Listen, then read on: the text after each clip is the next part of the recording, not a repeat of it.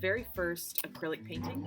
And what I have here is just a piece of canvas from a pad, and I've ripped it off and it is already pre-gessoed. If you use something else like a piece of wood or any other surface than this, you're going to want to gesso it yourself. So you do two thin layers of gesso, one way, the other one the other way. So just stroke it on one way, use the blow dryer and dry it, stroke it on the other way, use the blow dryer and dry it, and then you are going to be good to start. Since I'm using a sheet of canvas, I went ahead and taped it down on all the sides. What that does is just make sure that, well, first of all, it gives it a little border everywhere, so it looks kind of neat and clean when you take the border off, but also it keeps the canvas from curling up while you're painting. So, and it keeps it nice and flat and everything, so it's easy to store. So, what I've done is gotten some of my paint. I just put it on a piece of cardboard. It doesn't matter. If you have paint left over at the end of the class period, you're just going to kind of wipe it off so that you're not leaving like globs of wet paint that somebody else might touch and ruin their clothes or artwork or whatever. Then I have a couple different size brushes, and for acrylic paint, I like to use this Blick Economy bristle. It's called a boar bristle brush. It's a little bit harsher brush than we use for, say, oil paint, but and I've got a variety of sizes.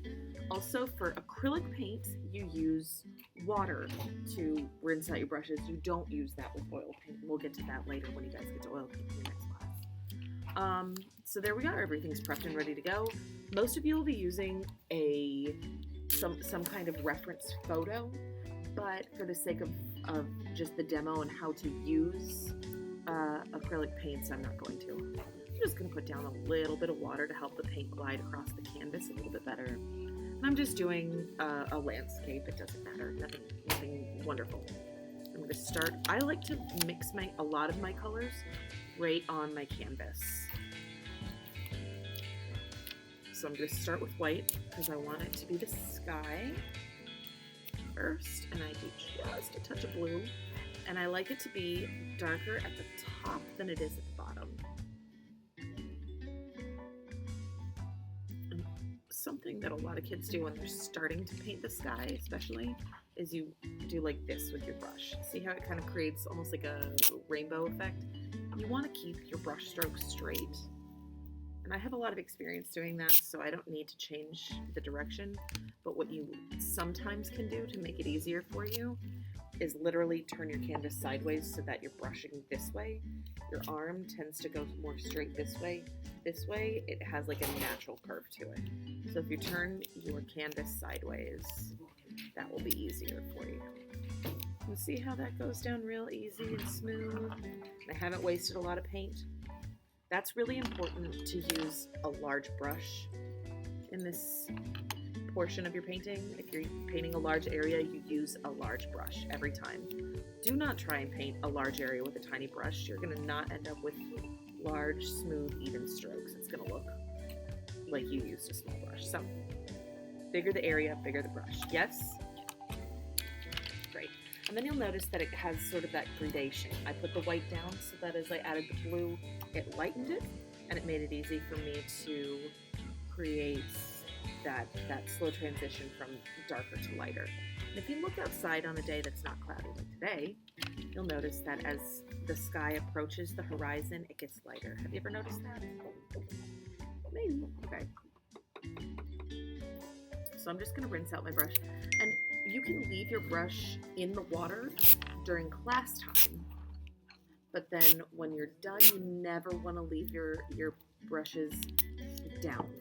You never want to leave your bristles down inside of any container. Always make sure that you clean them out properly, dry them, and stick them back up in a container like they are over there with the bristles up, because when the bristles are up, then they dry straight like this. If you dry them with the bristles down, they end up looking like that. Okay? So you don't want that to happen. You want to be able to use the brushes again. Okay, usually I would go ahead and let this dry before I did anything, but for the sake of just doing a demo, I'm not going to. So, just squeeze some of the water out of the brush because I want it to be a little wet, not quite as wet as I did the sky. So I'm gonna mix just a little bit of paint. And when I mix paint, I like to use the back of my brush. If you use the bristles of your brush mixing, then paint gets all mixed up in the bristles, and then it doesn't you don't get the same color for the whole sample of color that you're mixing here. So I like to start, I'm gonna do, just since I'm doing kind of a landscape, well, should I do a seascape? No, I'm gonna do a landscape. So I'm gonna start with sort of a dark blue-green.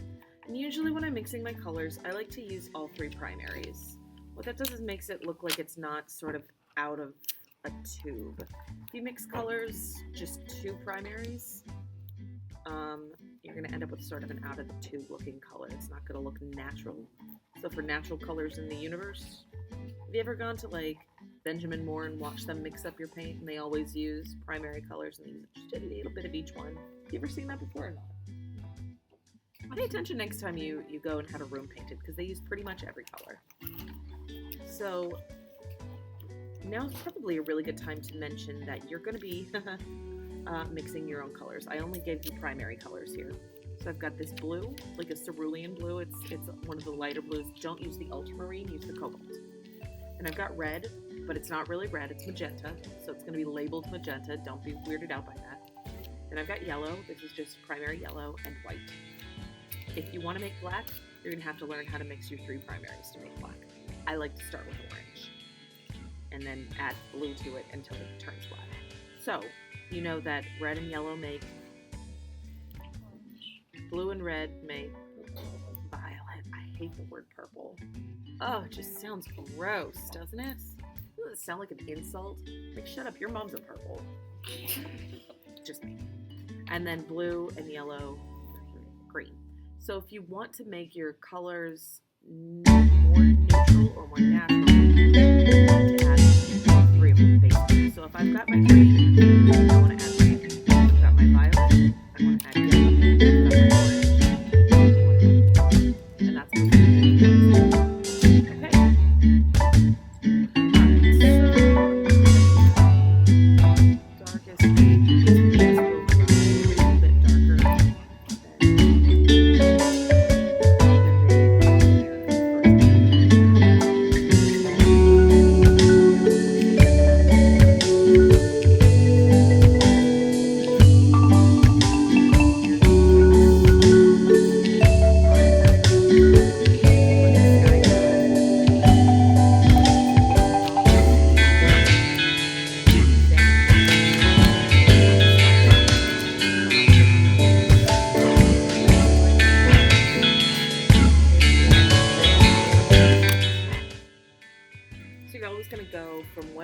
farthest away from you to whatever's closest to you, okay? We're going to take just a pause for a second here.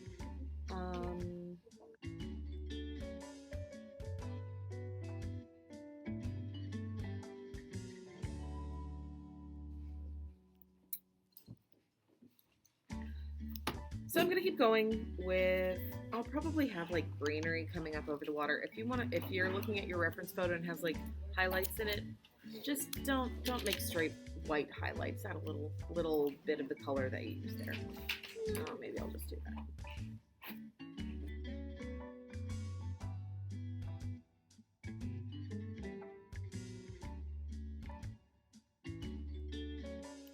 Okay, let's also talk about clouds.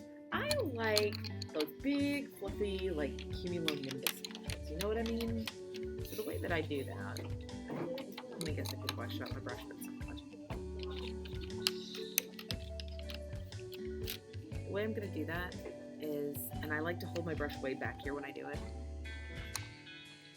is just glob on a whole bunch of paint like that and make it real, like, odd shape and uneven around the top. As it sort of moves down, because I don't want it to just be one cloud because it looks flat, right? So I'm going to layer it a little, and I'm going to do that with a little bit of the exact same blue paint that I used in the sky. Same color. Okay, see how it's kind of fading into the sky now?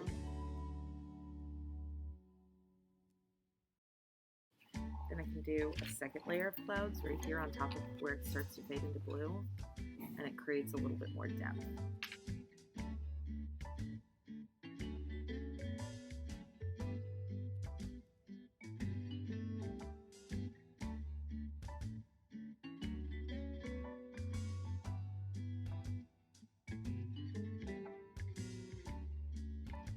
So I'm going to try and do some greenery coming through here so that it's like we're standing on a cliff overlooking the ocean, right? So back to my blue. Blue. Green. So we're going to start. And I start with my darkest blue. And how do I make blue darker? I'm going to add some red. Or green, I'm sorry. So I make green darker. Maybe this nice dark green. So maybe I'll rinse off my brush because it's so cloud on it. Looks pretty good there.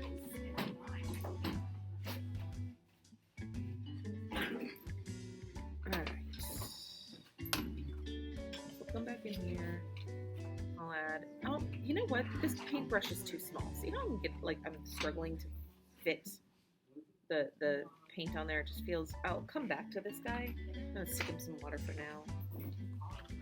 Just wet my paintbrush a little. Try this again. There we go. So the paintbrush matches the size of the area that I'm trying to paint, yeah? The little one made sense for the clouds, but I want a bigger one for this. So this is going to be my base layer, and I'm going to cover it completely. I just want the edges to feel more natural. Before I put another layer on this, we're going to do what's called fat over lean, by the way, which means that my fat paint, which has less water in it, is going to be used on top of my paint that has more water in it. So my darker layers tend to be more opaque, even though I can use less paint in them. Opaque meaning I can't see through it. So even though I added a lot of water to that little bit of paint, it covered the background pretty well.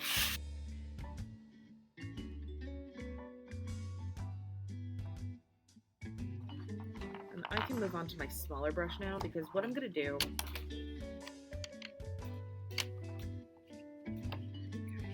Alright.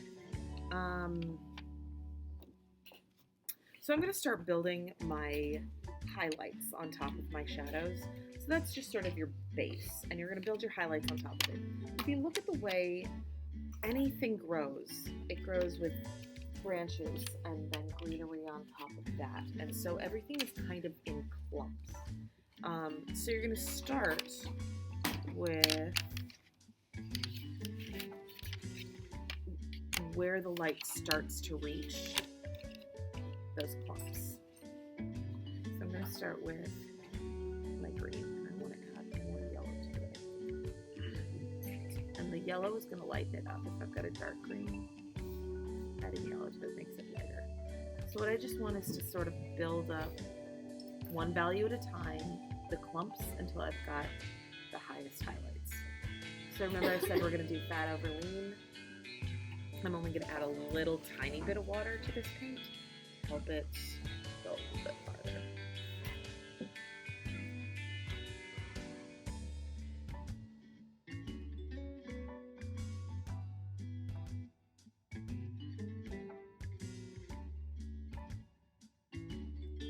Then when I want to go to my next lighter shade, I'm going to just add a little bit more of that yellow to it.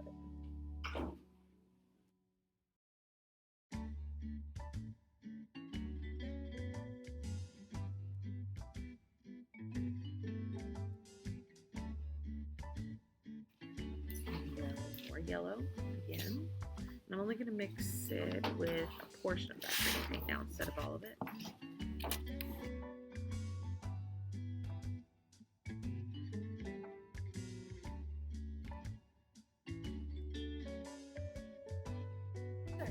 It's okay.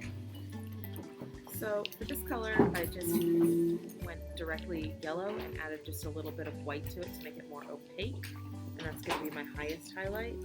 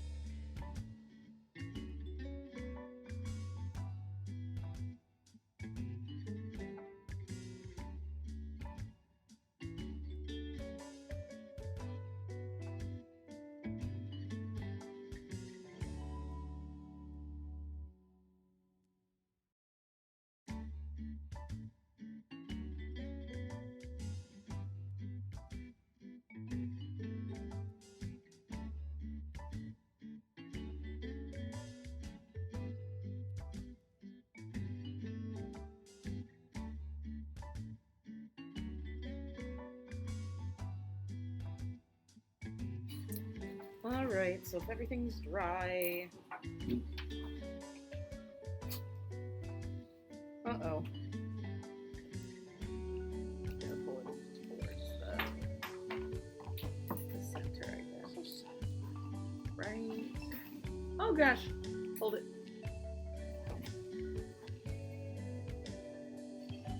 Oh yeah.